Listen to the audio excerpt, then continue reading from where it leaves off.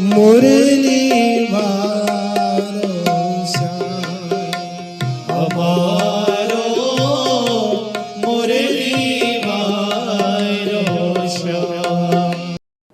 भगवान श्री सुखदेव जी महाराज कहते हैं, राजन, भगवान श्री देवर्षि नारद जी ने धर्मराज युधिष्ठिर को ये बात बतलाई है। शिशुपाल और दंतवक्र कोई और नहीं, भगवान वैकुंठनाथ के पार्षद जय और विजय, जिनको सनकादिकों का शाप हुआ है, और वही सनकादिकों के शाप के कारण जय और विजय भगवान के द्वारपाल ही 3 जन्म के लिए असुर योनि में आए। एक जन्म में भगवान के ये दोनों पार्षद रावण और कुंभकर्ण बने, भगवान श्री राम ने पधार करके इनका उद्धार किया है। दूसरे जन्म में यही दोनों भाई हिरण्याक्ष और हिरण्यकश्यप बने हैं, भगवान वराह और भगवान नृसिंह ने प्रकट होकर के इन दोनों भाइयों का उद्धार किया। तीसरे जन्म में ये ही दोनों भाई शिशुपाल और दंतवक्र बन करके प्रकट हुए, भगवान श्री कृष्ण चंद्र ने पुष्टि पुरुषोत्तम के रूप में देवकी वसुदेव के यहाँ जन्म लेकर के इन दोनों भाइयों का उद्धार किया है। हे राजा, जब हिरण्यकश्यप को ये बात खबर लग गई, मेरे भाई को मारने वाले हिरण्याक्ष का वध करने वाले भगवान नारायण हैं, हिरण्यकश्यप अपने भाई की मृत्यु का बदला लेने के लिए ब्रह्मा जी को प्रसन्न करने के लिए वन में जाकर के तप करने लगा है।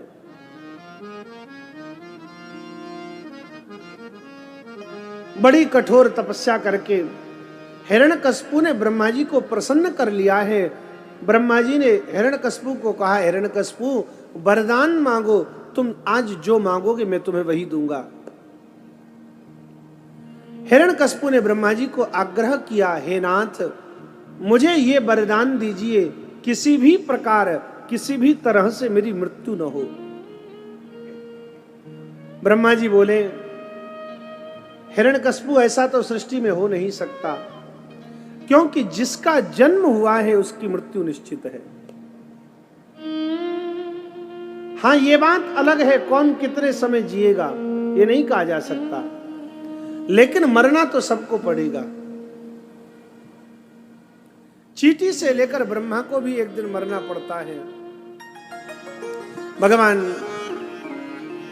ब्रह्मा जी ने हिरण्यकश्यप को जब आग्रह किया कुछ और वरदान मांगो, तब हिरण्यकश्यप ने ब्रह्मा जी से दूसरा वरदान मांगा, हे ब्रह्मदेव, यदि आप मुझे ये वरदान नहीं दे सकते तो मैं आपसे ये वरदान मांग रहा हूं, मैं दिन में मरूं नहीं, रात में मरूं नहीं, घर में मरूं नहीं, घर से बाहर मरूं नहीं, पृथ्वी पर मरूं नहीं, आकाश में मरूं नहीं, मनुष्य से मरूं नहीं, पशु से मरूं नहीं, देवता से मरूं नहीं, दैत्य से मरूं नहीं, अस्त्र से मरूं नहीं, शस्त्र से मरूं नहीं। ब्रह्मा जी बोले, फिर मरेगा कैसे?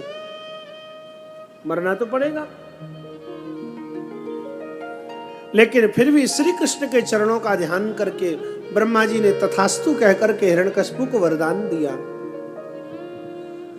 ब्रह्मा जी से वरदान प्राप्त करके हिरण्यकश्यप और अधिक उच्छृंखल हो गया। भगवान सुखदेव कहते हैं, राजन, हिरण्यकश्यप के यहाँ 4 पुत्र हुए हैं और एक बेटी हुई। सर्राद, अनुराध, राध और प्रह्लाद, ये 4 बेटे हैं हिरण्यकश्यप के। और सिंहिका नाम की एक बेटी है जो आगे चल करके राहु के साथ में ब्याही है। यद्यपि हिरण्यकश्यप के सभी पुत्र अद्वितीय हैं, एक से बढ़कर एक हैं, लेकिन इन सभी भाइयों में प्रहलाद जी के जीवन में कूट कूट करके भगवत भक्ति के संस्कार भरे हुए हैं। कारण यह है, जब हिरण्यकश्यप ब्रह्मा जी की आराधना करने के लिए वन में गया था, तब कयाधु जी गर्भवती थी और गर्भवती कयाधु को उठा करके अपहृत करके देवराज इंद्र मारने की इच्छा से ले गए, क्योंकि देवराज इंद्र को ऐसा लगता था एक हिरण्यकश्यप ने तो जीना दुश्वार कर रखा है, यदि दूसरा इसके जैसा बेटा और पैदा हो गया तो पता नहीं सृष्टि रहेगी कि भी नहीं रहेगी। इसलिए गर्भ में ही उसको मार देना चाहिए। लेकर के मारने के लिए देवराज इंद्र कयाधु जी को जा रहे थे। मार्ग में देवर्षि नारद मिले। देवर्षि नारद ने इंद्र से कयाधु जी को छुड़ाया और इंद्र से कयाधु को छुड़ा करके अपने आश्रम में ले गए, क्योंकि देवराज इंद्र इस बात को नहीं जानते, पर देवर्षि नारद भगवान के अवतार और भगवत संकल्प होने के कारण इस बात को जानते हैं कि कयाधु के गर्भ में हिरण्यकश्यप के बीज के रूप में कोई महान दैत्य नहीं, भगवान के महान भक्त प्रहलाद पल रहे हैं। और कयाधु को नहीं, कयाधु के गर्भ में रहने वाले बालक को दृष्टि गोचर करते हुए, अपनी दृष्टि में रखते हुए देवर्षि नारद ने प्रहलाद को भगवत भक्ति का उपदेश किया है। मेरे भाई बहन ध्यान देना, यह भारतीय संस्कृति का एक बड़ा दिव्य विज्ञान है। भारतीय माता पिता जैसी संतति को जन्म देना चाहते हैं, जैसे बालक को जन्म देना चाहते हैं, भारत के माता पिताओं को चाहिए गर्भावस्था के समय पर, गर्भ काल में जब बालक गर्भ में हो, तब माता वैसे ही कथाओं को सुने, वैसे ही कहानियों को सुने, वैसे ही घटनाओं को देखे जैसा वो अपने बालक को बनाना चाहती है। अब जब से ये मोबाइल आया तब से तो महाराज गर्भवती माताओं को डॉक्टरों की आज्ञा मिल जाती है, आज्ञा कहें सलाह कहें आप कुछ भी कह लो, कि कंप्लीट बेड रेस्ट रखना है। अब बेड रेस्ट तो डॉक्टर वैसे ही बता दिए, अब पड़ी पड़ी वो माता करे क्या बेचारी, मोबाइल चलाती है। और ये मोबाइल चलाने का ही परिणाम है आज के युवा, आज की वृद्धजन मोबाइल के सारे ऑप्शंस नहीं जानते, लेकिन छोटा सा बच्चा जब से पैदा हुआ तब से मोबाइल से ही जीता है वो। और ये हमारी भोली भाली माताओं की कृपा है। और भाइयों की छूट मिल जाती है माताओं को, घर में घर का काम करती रहे। बालक खाता है तो मोबाइल देखकर, बालक दूध पीता है तो मोबाइल देखकर। ये सब क्यों हो रहा है? इतना मोबाइल के प्रति अट्रैक्शन क्यों? क्योंकि जब वो गर्भ में था तब उसने मां को मोबाइल चलाते ही तो देखा।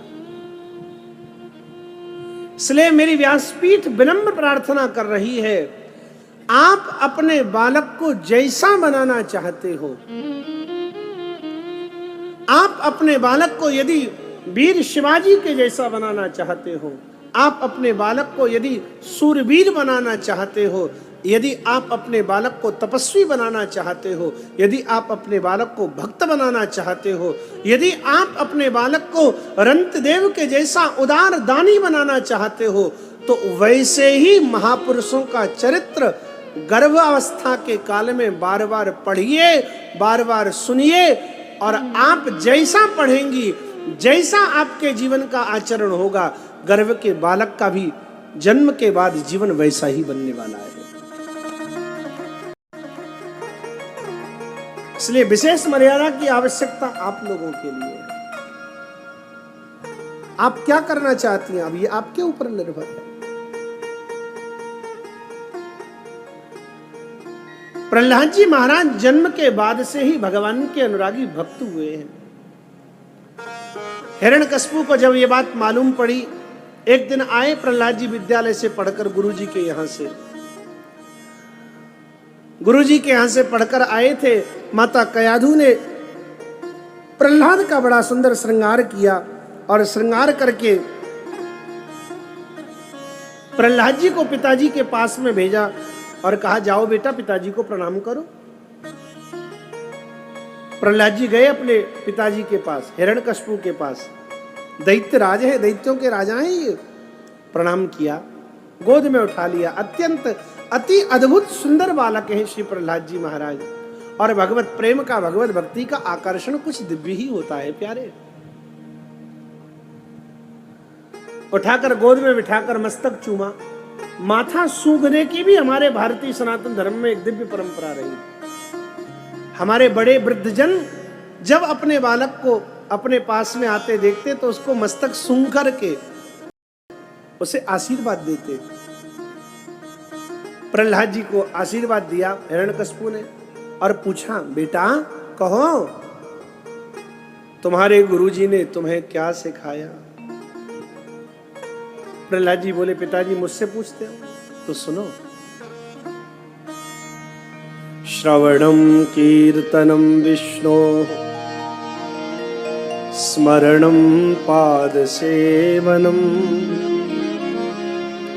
अर्चनम वंदनम दास्यम सख्यम आत्मनिवेदनम।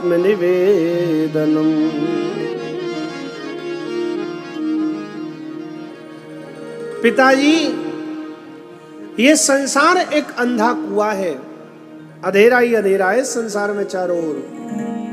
इसलिए बुद्धिमान मनुष्य को चाहिए समय रहते इस संसार को छोड़कर भगवान श्री हरि के भजन में लग जावे।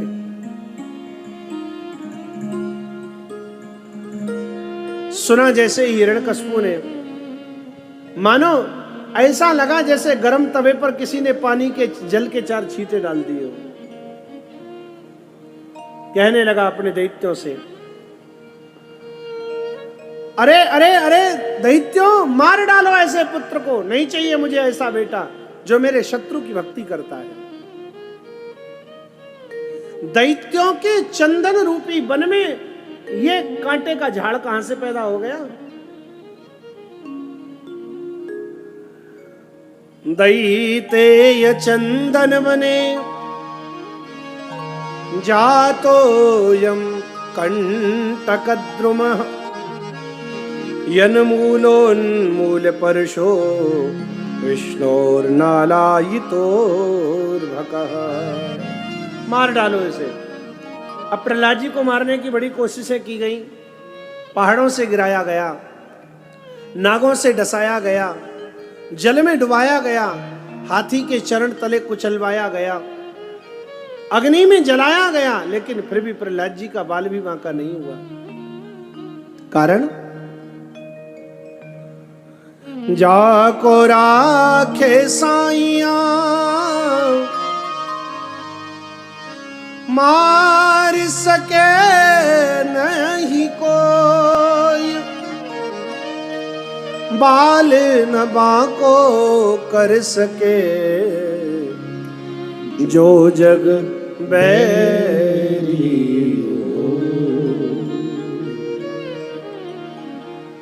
प्रहलाद जी जब किसी भी प्रकार नहीं मरते, क्यों? क्योंकि जो भगवान के चरणों की उपासना में लगा हुआ है ना, उसकी रक्षा भगवान श्री हरि स्वयं करते हैं, प्रतिक्षण करते हैं। सारा संसार एक ओर और भगवान का भक्त एक ओर। दुनिया यदि एक तरफ होकर के मारना चाहे, बिगाड़ना चाहे, और यदि भगवान बचाना चाहते हैं तो दुनिया बिगाड़ नहीं सकती कुछ भी।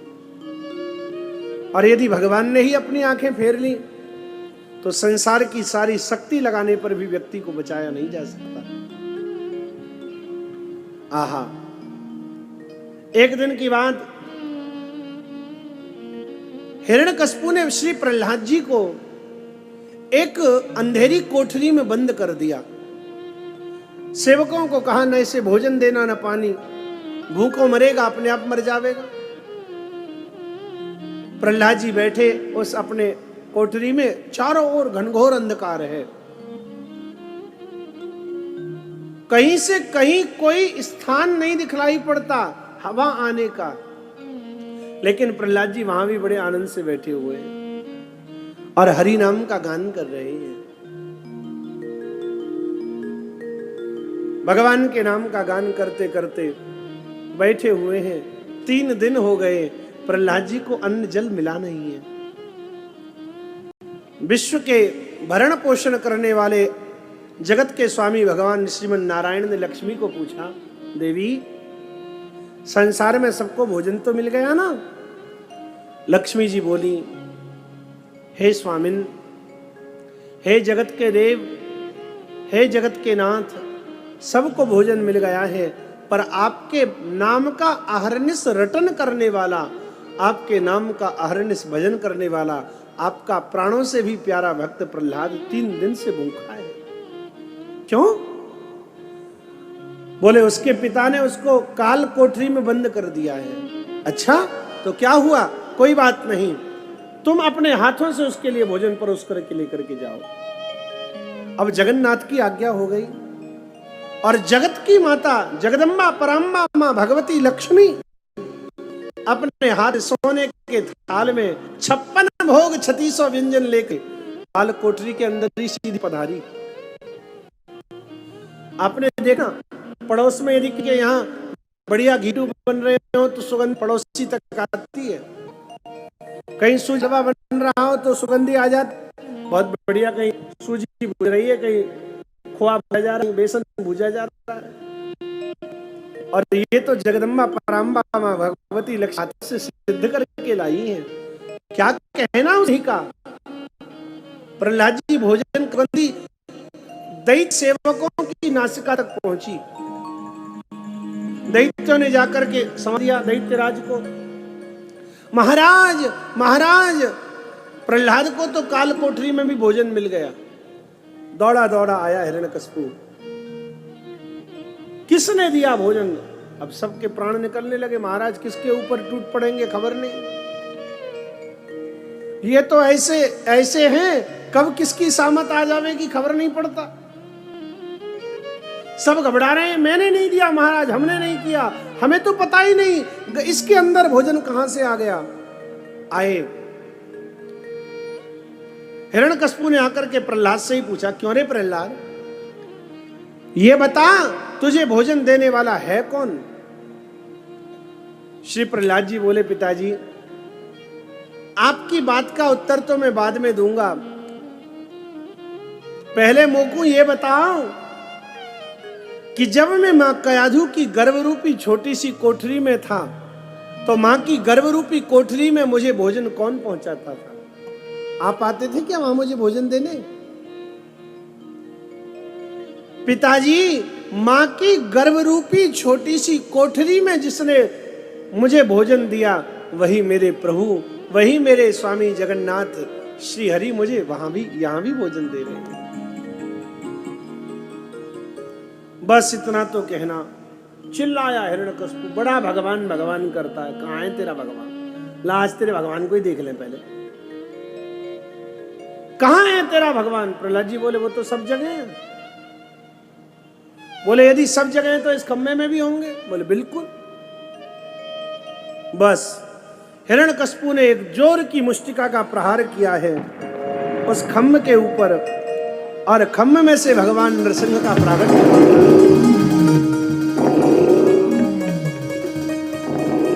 सत्यम विधातुम निज भृत्य भाषितम व्याप्तिम च भूतेष्वखिलेषु चात्मनः अदृश्यतात्यद्भुत रूप मुद्वहन्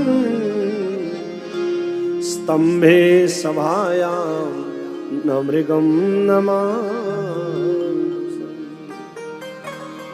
बोलिए नरसिंह भगवान की जय।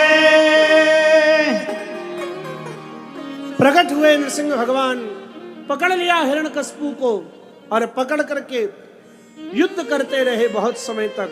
और उसके बाद महल की देहरी पर बीचों बीच महल के द्वार पर लेकर के बैठ गए हैं। हिरण्यकशिपु को अपनी गोद में डाल दिया है और अपने तीखे तीक्ष्ण नखों से हिरण्यकशिपु के उदर को विदीर्ण कर दिया, फाड़ दिया उदर। और हिरण्यकशिपु को मानो ये कह रहे हैं, हिरण्यकशिपु बोल, दिन है कि रात? न दिन है न रात, दिन जा रहा है रात्रि आ रही है। सायंकाल की वेला में भगवान नरसिंह प्रकट हुए। बोले, बता मैं मनुष्य हूं या पशु? न तो पूरे मनुष्य ही है न पूरे पशु ही है। चरण से लेकर स्कंद पर्यंत का, कंठ पर्यंत का हिस्सा तो मनुष्य के जैसा है और मुखारविंद सिंह के जैसा है।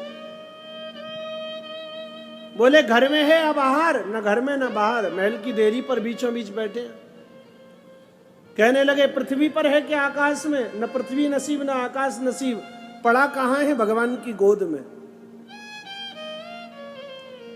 अस्त्र भी नहीं है, शस्त्र भी नहीं है, अपने तीखे नखूनों से, अपने तीक्ष्ण नखों से हिरण्यकशिपु के उदर को विदीर्ण करके आंतों को बाहर निकाला और आंतों की माला पहन करके भगवान नरसिंह भयंकर क्रोध करने लगे।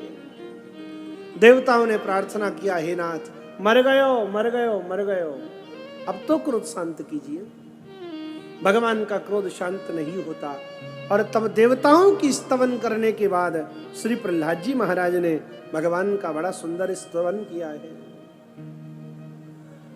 42 श्लोकों में श्रीमद् भागवत में प्रहलाद जी के द्वारा भगवान की स्तुति है।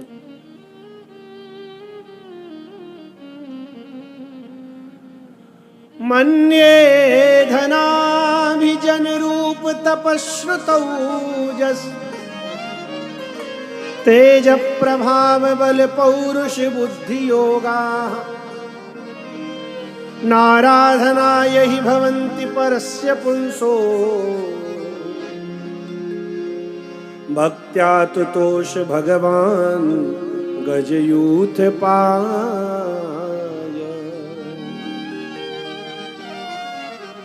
क्वाहं रज प्रभव ईश तमोधिकेऽस्मिन् जातः सुरेतर कुले क्व तवानुकंपा न ब्रह्मणो न तु भवस्य न वै रमाया यन्मेर्पितः शिरसि पद्म कर प्रसाद।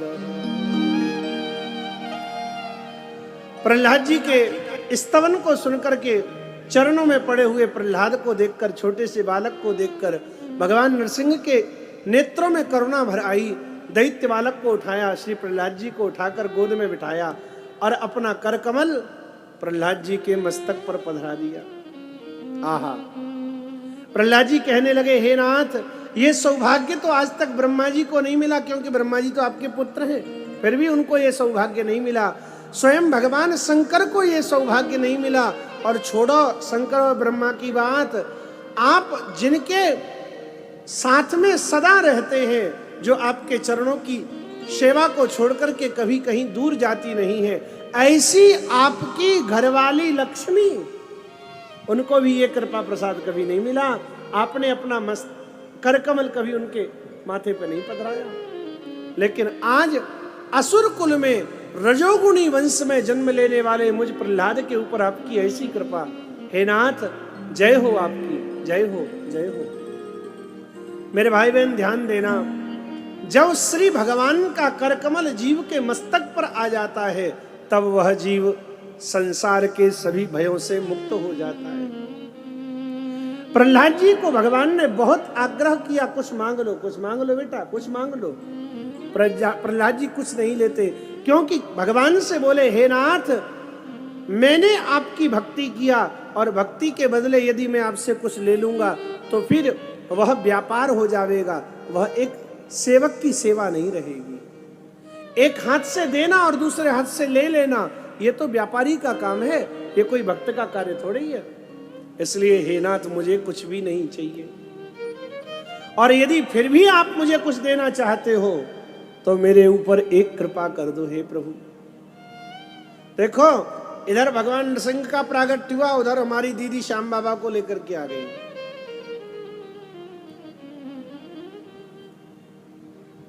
तो बाबा श्याम के भक्तों का एक बड़ा प्यारा भाव है, बस उसको गा करके हम यात्रा को आगे लेकर के चले।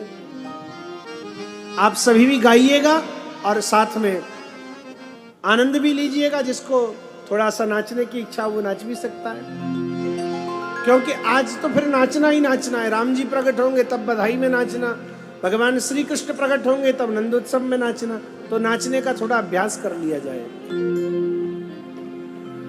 क्या कहते हैं बाबा श्याम के भक्त,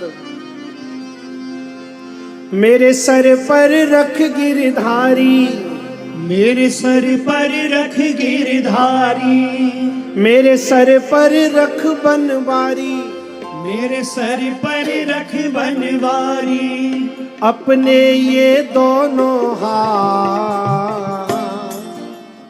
देना हो तो दीजिए जन्म जन्म का साथ। देना हो तो दीजिए जन्म जन्म का साथ। देना हो तो दीजिए जन्म जन्म का साथ। देना हो तो दीजिए जन्म जन्म का साथ।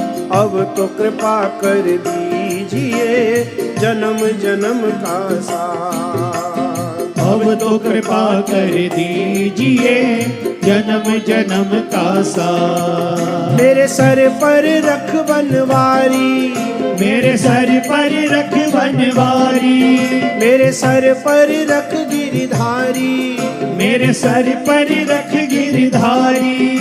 अपने ये दोनों हाथ।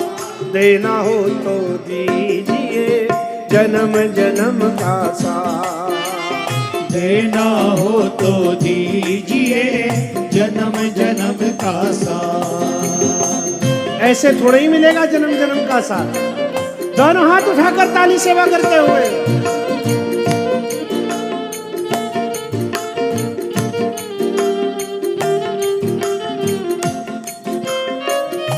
एक बार भाव और प्यार से कहिए, श्याम प्यारे की जय हो, खाटू वाले की जय हो।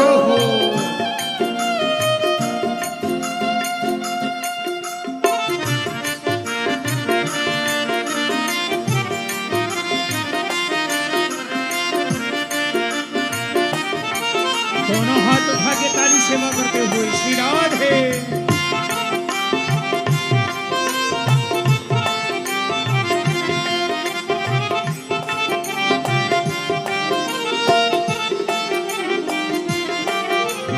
देने वाले श्याम प्रभु से धन और दौलत क्या मांगे।